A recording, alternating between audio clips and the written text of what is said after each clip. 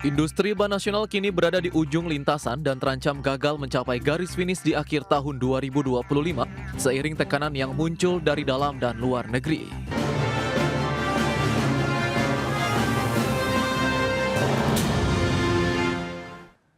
Ya, pemirsa, industri ban nasional saat ini tengah menghadapi tantangan dari dalam negeri maupun luar negeri, dan tekanan ganda tersebut dipicu pelemahan daya beli masyarakat dan juga pembatasan impor di sejumlah negara yang dikhawatirkan akan menggunduli daya saing industri ban nasional. Industri ban nasional kini berada di ujung lintasan dan terancam gagal mencapai garis finish di akhir tahun 2025 seiring tekanan yang muncul dari dalam dan luar negeri. Asosiasi Perusahaan Ban Indonesia seperti dikutip media mengatakan, pasar domestik tengah mengalami penurunan permintaan akibat pelemahan daya beli konsumen. Sedangkan dari sisi ekspor, industri ban nasional juga menghadapi sejumlah hambatan di beberapa negara. Salah satunya adalah ekspor ban ke Amerika Serikat yang sempat tancap gas dengan tarif bea masuk 0% dan juga adanya fasilitas Generalized System of Preferences atau GSP untuk negara berkembang. Namun dengan adanya penerapan tarif resiprokal oleh Presiden Trump, tarif bea masuk produk Indonesia ke negeri Paman Sam menjadi mahal. Sementara itu nilai ekspor ban nasional di sepanjang tahun 2024 tercatat sebesar 1,6 miliar dolar Amerika Serikat. Meski demikian, nilai tersebut turun 10,78% secara tahunan dibandingkan tahun 2023, 1,8 miliar dolar Amerika Serikat. Adapun pangsa ekspor terbesar produk ban Indonesia adalah negeri Paman Sam, yaitu 800,4 juta dolar Amerika Serikat. Negara berikutnya Jepang 100,4 juta dolar dan Malaysia 77,58 juta dolar. Berbagai sumber IDX Channel. Ya, pemirsa, untuk membahas tema kita kali ini, ekspor ban tersendat, industri ban terancam gembos. Kita sudah tersambung melalui Zoom bersama dengan Bapak Aziz Pane, Ketua Umum Asosiasi Perusahaan Ban Indonesia. Dan langsung saja kita sapa ini. Halo, Pak Aziz. Selamat ketemu ini, sudah lama nggak ketemu. Baik, terima kasih juga Pak Aziz atas waktu yang disempatkan. Sebelum membahas lebih jauh, mungkin bisa diupdate terlebih dahulu kepada pemirsa. Seperti apa sih kondisi terbaru begitu dari industri ban di tanah air saat ini begitu Pak Aziz? Silakan. Pak Prasetyo dan para persawan IDX terhormat, ban itu terbuat dari karet. Jadi sebagai satu catatan sejarah, karena ada pepatah mengatakan bahwa bangsa yang besar tidak melupakan sejarahnya.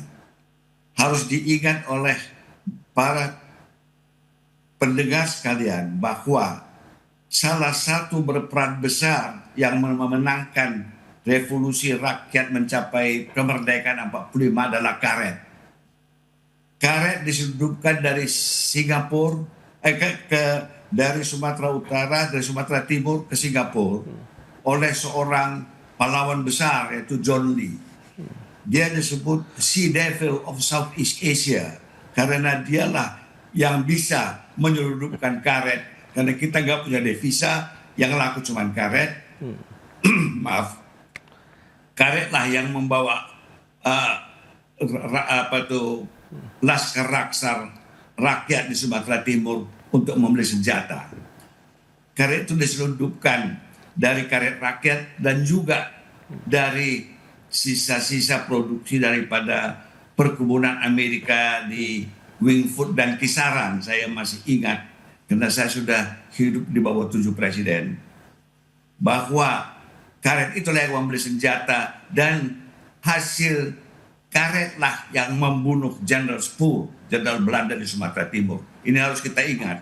Ini perlu saya ingatkan karena hari ini hari pahlawan 10 November 2025. Oleh karena itu, karet adalah salah satu faktor penting membuat ban. Terima kasih. Baik Pak Aziz, nah lantas bagaimana dengan kondisi industrinya sendiri begitu saat ini? Apakah Anda melihat memang tantangannya masih ada atau seperti apa nih Pak Aziz? Industri ban Indonesia ini adalah adalah pahlawan yang dilupakan.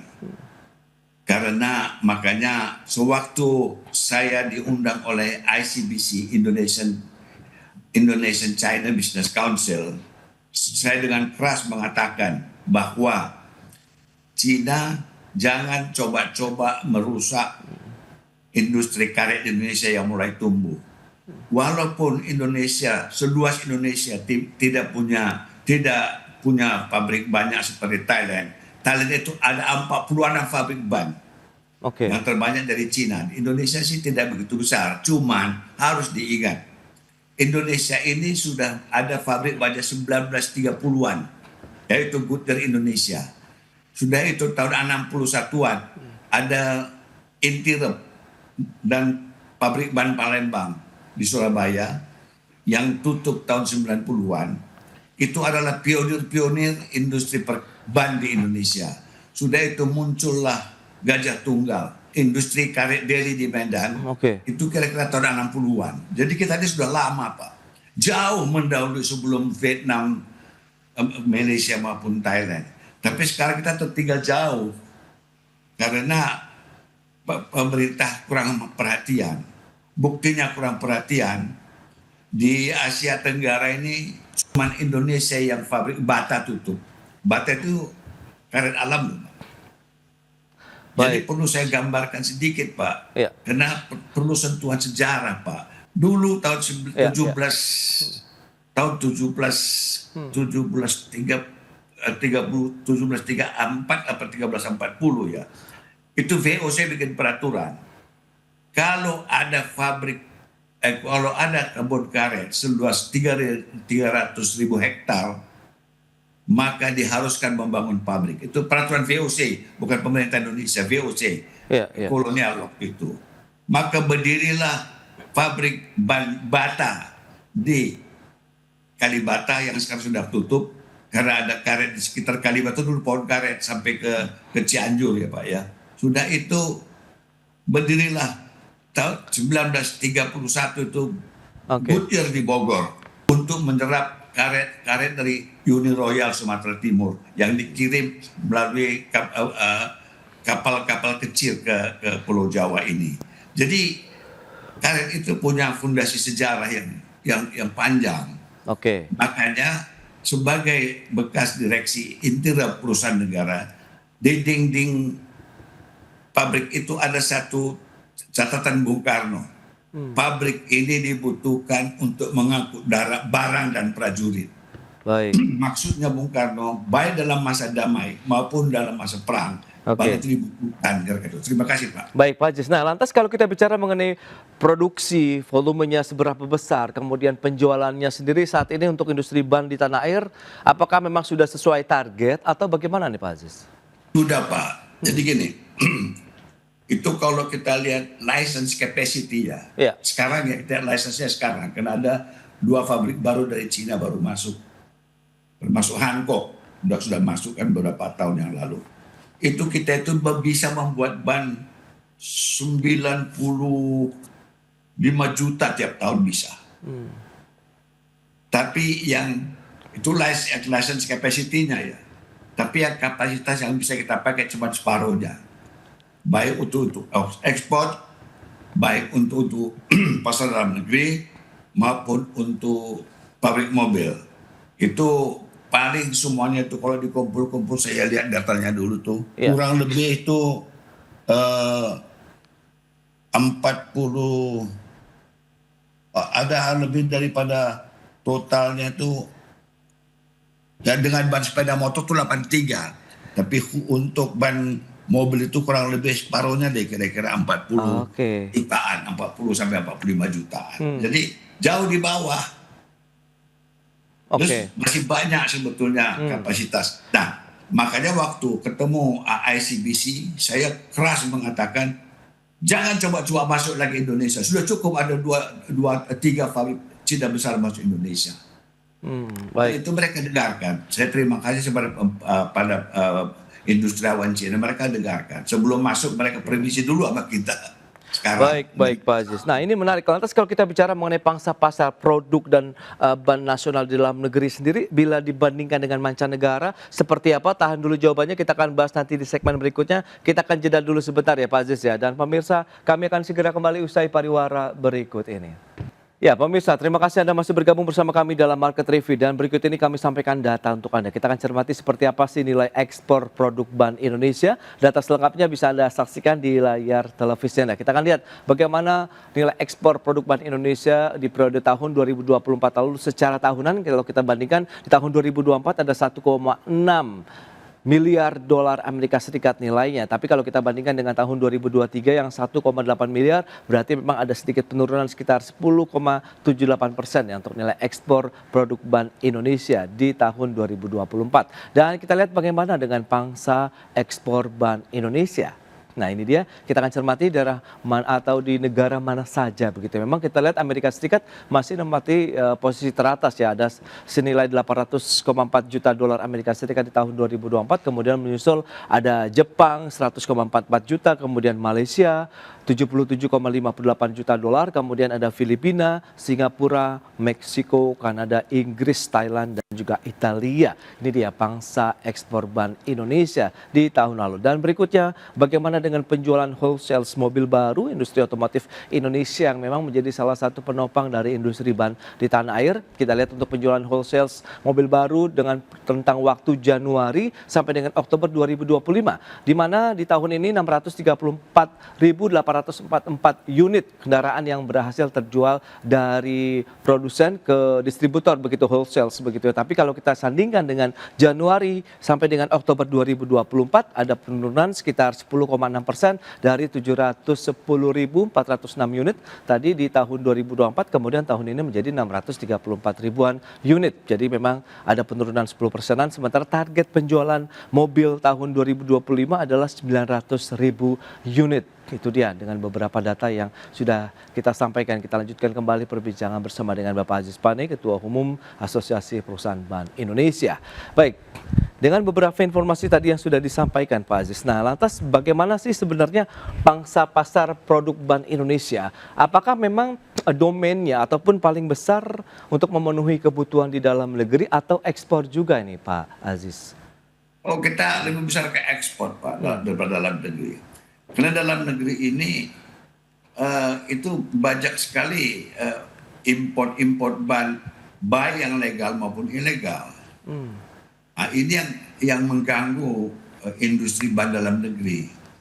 Kita sudah terima kasih sekali ya Pak Purbaya mau turun lihat baru ini menteri yang memperhatikan pelabuhan-pelabuhan yang resmi ditanyakan pada bea cukai. Tapi jangan lupa Pak, menurut Sri Mulyani ada 33 port of entry masuk ban ke Indonesia yang mungkin beberapa daripada port of entry pelabuhan itu tidak ada bea cukainya. Jadi bisa dibayangkan bagaimana terganggunya pasar dalam negeri Indonesia karena dari ban import tersebut. Ini harus diperhatikan oleh pemerintah. Karena tanpa pasar dalam negeri yang kuat, bagi industri ban itu berat untuk mengekspor. Karena itu kan saling kait-mengkait. Kadang-kadang harga daripada ban ekspor itu kan harus jauh lebih rendah karena daripada dalam negeri untuk kita mendapat pasar di sana. Jadi itu satu persoalan. Persoalan lain adalah bahwa kita nggak bisa memproduksi terlampau banyak karena dolar yang begitu tinggi 16.600 lebih tuh kemarin itu ya, itu kan lebih mahal Pak ya toh. Nah sedangkan bahan baku pabrik ban itu boleh dikatakan yang sebagian besar impor, boleh dikatakan 72% itu bahan bakunya diimpor, yang pada tahun 98 sebelum krisis itu ada banyak pabrik chemicals di Indonesia yang mendukung pabrik ban yang pada tahun 98 itu mundur.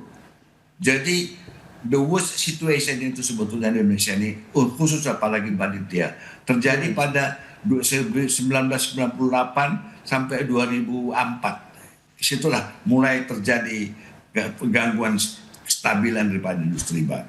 Oke. Kalau kaitannya dengan pergerakan harga dolar sebenarnya mempengaruhi ya terkait dengan produksi ban sendiri di bagian yang mana, bahan bakunya atau ada teknologi lain atau bagaimana nih Pak Aziz? Bahan bakunya, mesin moldnya Kalau ada perubahan permintaan ataupun perubahan mobil-mobil seperti mobil listrik, itu kan perlu mol, Pak. Mol itu kan Oke, cetakan, itu kan harus cetakannya, diimpor. iya. Ya. Hmm, Jadi bahan bakunya itu dan ya, pengembangan daripada industri itu kan teknologi yang belum kita kuasai. Jadi kita harus import. oke.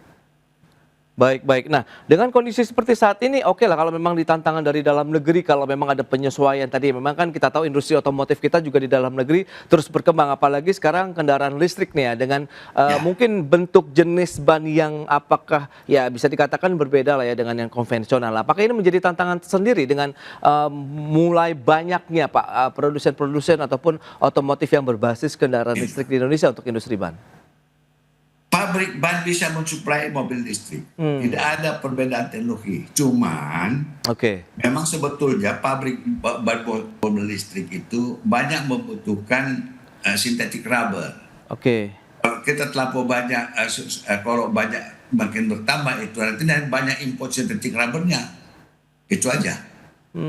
Oke, oke. Nah, kalau kita bicara mengenai tantangan dari ekspor tadi bagaimana Pak Aziz? Apakah negara-negara Amerika Serikat, kemudian beberapa negara lainnya begitu masih cukup lancar kita untuk melakukan eksportasi ke sana atau justru tantangan tersendiri? Mengingatkan Amerika menerapkan tarif resiprokal di sana begitu Pak Aziz?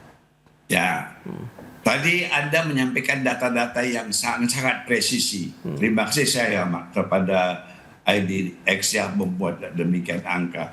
Tapi di situ ada satu kelihatan. Sekarang yang terganggu pasalnya itu Thailand. Oke, Thailand sekarang sudah membalas kita, tidak mau lagi impor ban dari Indonesia, bersama ASEAN. Dan air-air yang betul-betul kita terganggu itu adalah Thailand sama India. oke. Kenapa terganggu? Karena ada satu hal yang harus saya kritik pemerintah, Pak. Yaitu pemerintah Indonesia ini terlalu banyak bikin Capman yang sangat mengganggu eksistensi bukan hanya pabrik ban. Boleh dikatakan seluruh industri itu terganggu dengan banyaknya Capman yang kalau kita dengar Pak Prabowo mengatakan tidak ada itu, tidak ada itu Capman aja. Kalau sudah saya bikin Kepres dijalankan. Ini kan kalau ada Kepres dia bikin Capman. Dan disinilah selalu permainan. Disinilah habisnya bata, tekstil, disinilah habisnya ini. Karena kita punya pemerintah, saya kritik lagi nih, nggak outward looking Pak, tapi inward looking. What is good for my country, bukan what is good for the market. Jadi akibatnya ya tertekan industrinya. Baik. Misalnya ya, saya kasih contoh saja. Misalnya ini sangat sederhana. Kita jadikan pegangan indeks kepuasan konsumen. Ya, itu ada salah satu kementerian itu tempat kita laporkan. Pak, saya sampaikan pada Anda, ada enggak berani itu industriawan itu kalau mengisi formulir mengatakan kami enggak puas, enggak berani, Pak. Karena orang Indonesia ini sangat lemah di dalam mengemukakan pendapat. Baik, Tapi kita jadi ini yang harus diperhatikan bahwa nggak bisa konsumen itu kita paksa. Dan baru-baru ini ada seorang menteri berani mengatakan begini, jangan coba-coba melawan pemerintah. Siapa nggak pernah melawan pemerintah Pak? Swasta ini ya toh? Pengusaha itu nggak pernah mengganggu pemerintah. Dia ikutin asal menguntungkan bagi dia. Karena dia invest besar-besaran di Indonesia ini. Ya, pabrik ban itu minimum kalau mau bikin pabrik ban itu 200 sampai 300 juta dolar loh Pak. Dan dia kan nggak mau kehilangan uangnya. Itu dia Pak Aziz. Lantas strateginya bagaimana supaya kita bisa bertahan begitu untuk meningkatkan produktivitas, kemudian tetap menjaga pangsa pasar domestik dan juga ekspor? Kita bahas lagi nanti di segmen berikutnya Pak Aziz. Kita akan jeda dulu sebentar ya. Dan pemirsa, kami akan segera kembali usai pariwara berikut ini. Baik, pemirsa, terima kasih Anda masih bergabung bersama kami dan kita lanjutkan kembali perbincangan bersama dengan Bapak Aziz Pandi, Ketua Umum Asosiasi Perusahaan Bank Indonesia. Ya, menarik kalau kita cermati strategi yang mungkin sudah disiapkan, mitigasi-mitigasi yang sudah dilakukan apa saja begitu Pak Aziz untuk bisa mempertahankan geliat industri ban di Indonesia. Meskipun kita tahu industri otomotif juga masih juga ada tantangan di sana dengan pelemahan daya beli juga begitu di masyarakat saat ini, Pak Aziz. Oke, kita lihat satu aja Pak. Mulai dari industri itu masuk. Saya pernah ketemu dengan Continental. Sudah janji komited dalam satu pertemuan bahwa Continental dan Jerman itu mau invest ke Indonesia. Kita butuh pabrik itu agar penggunaan karet rakyat itu lebih banyak. Gitu. Sudah janji. Lokasi kira-kira di mana sudah dibicarakan. Tiba-tiba seminggu kemudian saya dapat kabar Continental tidak jadi invest di Indonesia, kami akan invest di Vietnam. Saya kan kalang kabut Pak. Benda itu besar, itu dari Jerman. Karena setiap bangsa negara di dunia yang baik ini selalu punya flag carrier ban. Seperti Ferrari itu Italia itu punya pabrik ban yang disebut Michelin dari Perancis, Continental dari Jerman. Dunlop dari Inggris, Goodyear dari Amerika, Hankook dari itu kan ada seperti flag carrier. Jadi saya butuh ini Continental untuk masuk ke Indonesia. Batal, dia masuk ke Vietnam Pak. Saya tanya why? Gampang aja jawabnya di Prasetyo. Apa dia bilang tahu? Pak, kalau kami di Vietnam, di Thailand, itu kantor BKPM-nya mengatakan what can I do for you? Jadi kita tinggal bilang aja what we need. Listrik masuk, tanah gampang, nggak mahal. Kalau di Indonesia ini kan kalau mereka itu pertanyaan kita lah, what can you do for me? Ya nggak bisa dong Pak. Tahu you maksud saya kan? Baik, itu dia masih ada tantangan dari sisi investasinya. Nah, kalau kita bicara mengenai kondisi industri ban saat ini, kalau kita tarik ke sektor tenaga kerjaan, apa yang bisa menjadi proyeksi Anda ke depan begitu? Apakah ini juga bisa mempengaruhi terkait dengan daya saing industri ban juga sendiri, kemudian bagaimana dengan produktivitas, kaitannya juga dengan ketenaga kerjaan di industri ban ke depannya begitu Pak Aziz? Prasetyo, harus kita ingat bahwa sistem penggajian di Indonesia ini tidak benar-benar duduk secara baik untuk bisa mengundang investor. Ya, saya belum ngomong premanisme ya, baru ngomong situ aja. Misalnya gini, penggajian. Kalau sistem ini tiap begini terus, ini berbahaya Pak bagi masyarakat. Karena gaji itu tiap tahun itu naik. Mana pernah gaji turun, naik terus. Sehingga kalau dikumpul-kumpul 25 tahun atau dia masih muda dan masih bekerja belum pensiun sampai 20 sampai 25 tahun, gajinya udah gaji senior manager Pak, dari pegawai seorang clerk misalnya. Dan naik terus, UMR naik terus. Makanya UMR di Jawa Barat ini begitu tingginya. Pabrik itu tidak mau lagi di Jawa Barat. Maunya ke Jawa Tengah yang jauh lebih rendah UMR-nya. Why? Ya, karena kita harus ingat pemerintah itu harus lihat dong, negara ini negara besar Pak, bukan kecil. Jadi harus membuat satu peraturan itu yang bisa didudukkan secara pasti gitu. Jangan nggak pasti. Kalau kita perlu dengan kepastian, bagaimana kita berusaha. Terima kasih Pak. Baik. Terakhir proyeksi Anda terkait dengan industri ban sendiri ke depan akan seperti apa nanti prospeknya Pak? Tidak. Industri ban yang sudah lama ini, yang sudah ada tahun 1931 seperti Goodyear, Gajah Tunggal, itu kan udah zaman tahun 30 tahun 60 Pak sudah ada di Indonesia ini. Kembangkan mereka. Mereka punya sekolah, punya training untuk membuat teknisi ban yang diperlukan ya. Jadi sudah demikian kokohnya. Tapi diingat mereka, jangan pabrik baru dikasih fasilitas, pabrik lama dibiarkan begitu. Ya gimana pekerja nggak bangkrut? Baik. Oke, itu dia beberapa harapan yang sudah disampaikan oleh Pak Aziz Pane untuk industri ban, dan semoga nanti kolaborasi yang akan lebih kuat lagi dan bagaimana bentuk kehadiran pemerintah untuk industri ban juga akan semakin baik ke depannya. Pak Aziz Pane, sayang sekali waktu terbatas. Terima kasih banyak atas informasi, update dan juga insight yang sudah diberikan kepada pemirsa pada hari ini. Selamat melanjutkan aktivitas Anda kembali. Salam sehat. Sampai berjumpa kembali Pak Aziz. Terima kasih. Terima kasih. Ya.